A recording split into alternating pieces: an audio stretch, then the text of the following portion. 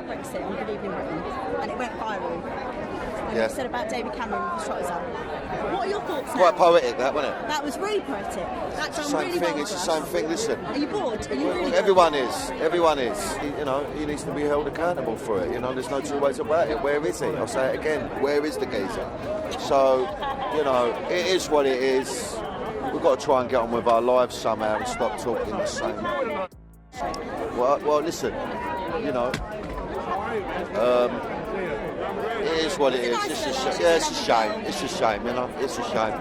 But they're just young people trying to go about their lives, you know. Labour's in crisis, and it took an EastEnders star to expose it. Dyer just confronted Keir Starmer on live TV, questioning the party's commitment to its working-class roots. The tension was palpable as Dyer demanded answers. Before we move on, I'd like to ask you a small favour. If you appreciate this content, please take a second to like this video and subscribe to the channel. Over 98% of you watch the videos without subscribing. It costs you nothing, but it makes a huge difference to us. So, did you click the subscribe button? Great. Thank you so much. Now back to the video. But this story isn't just about Labour's failings. It's about a potential saviour emerging from the chaos. Rayner caught Dyer's attention for all the right reasons. This whole Brexit thing, when you know, you're judging them on Brexit, they don't know nothing about it. Who knows about Brexit? Yeah, quite. No one's got a fucking clue what Brexit is, yeah? You watch Question Time.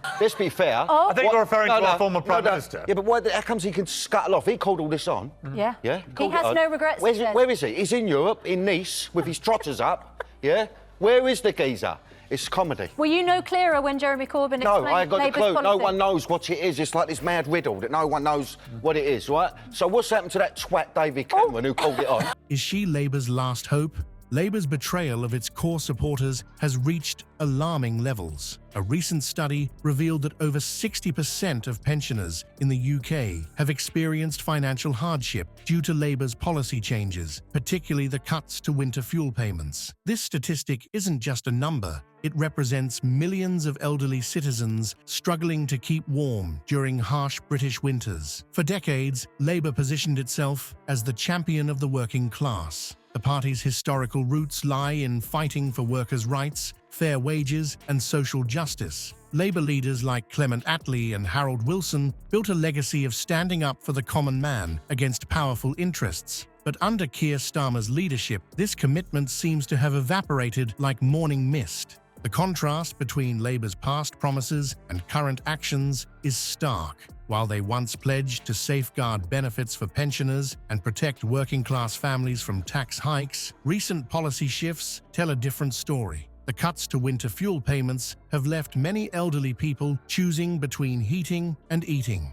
Meanwhile, increased financial burdens on working families have stretched budgets to breaking point. Dyer's confrontation with Starmer brought these issues into sharp focus. The EastEnders star, known for his no-nonsense attitude, didn't pull any punches. He questioned Labour's commitment to its working-class roots, echoing the frustrations of millions. Dyer's words resonated with viewers who feel abandoned by a party that once claimed to represent them. The discontent within Labour's traditional base is palpable. Longtime supporters are questioning their loyalty, feeling betrayed by a party that seems more concerned with winning over middle-class voters than helping those struggling to make ends meet. Union leaders, once staunch Labour allies, are now openly criticising the party's direction.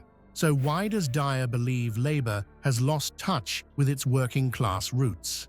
It's simple. Actions speak louder than words. While Labour talks about supporting the working class, their policies tell a different story. The party's shift towards a more centrist position has left many feeling that there's no real alternative to the Conservatives when it comes to representing their interests. As the dust settles from Dyer's confrontation, all eyes turn to Rayner.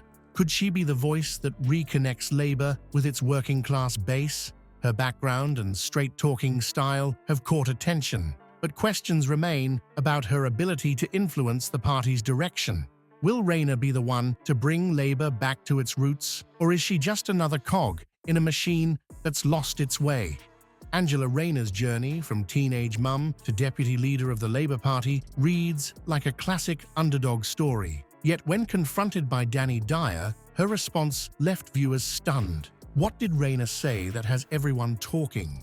Rayner's background as a care worker and trade union representative initially positioned her as a potential champion for working-class interests within Labour. Her straight-talking style and northern roots seemed to offer a refreshing contrast to the polished political elite. Many saw her as the voice of authenticity in a party increasingly disconnected from its base. However, Rayner's actions in recent years have raised eyebrows.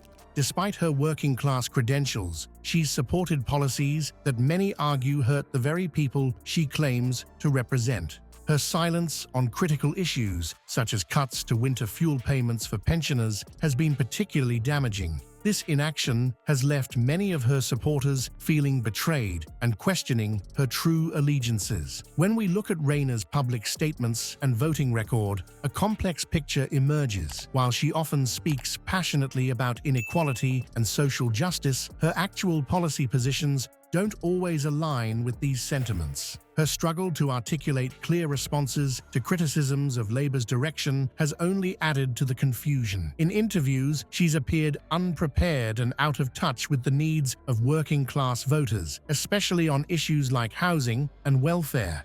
Dyer's unexpected praise for Rayner has thrown another wrinkle into this political drama. He stated, "When Rayner speaks, I listen. I don't understand why she's not leading." This endorsement from a beloved working-class icon has reignited discussions about Rayner's potential.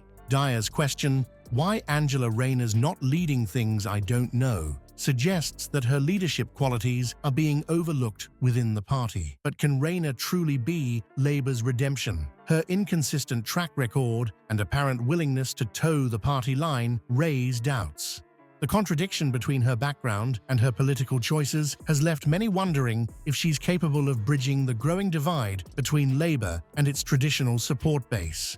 When confronted by Dyer, Rayner's response was telling. Rather than seizing the opportunity to reassert her commitment to working-class interests, she struggled to provide a coherent defence of Labour's policies. This moment of fumbling in the spotlight has only intensified scrutiny of her role within the party. As Labour grapples with its identity crisis, Rayner's position becomes increasingly precarious. Is she a genuine voice for change within the party, or just another politician playing both sides? The answer to this question may well determine the future of working-class representation in British politics. Labour's leadership faces a crisis of identity and trust. The party's shift away from its working-class roots has left many traditional supporters feeling abandoned and betrayed.